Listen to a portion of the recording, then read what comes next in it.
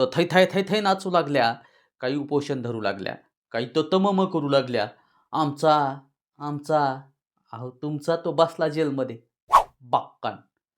आणि काय म्हणू लागला, की आमचा माणूस लय चांगला आहे. तुमचा माणूस किती चांगला आहे ना, 2 दिवसात सुटला असता बरं का. सुटला नाही ना, समजायचं किती चांगला आहे.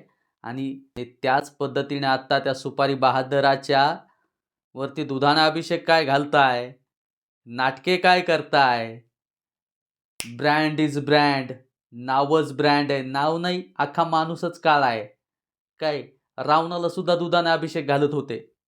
पण रावणाला सुद्धा जावं लागलं, कारण ज्याच्याजवळ 33 कोटी देव पाणी भरत होते, असं म्हटलं जातंय रामायणामध्ये.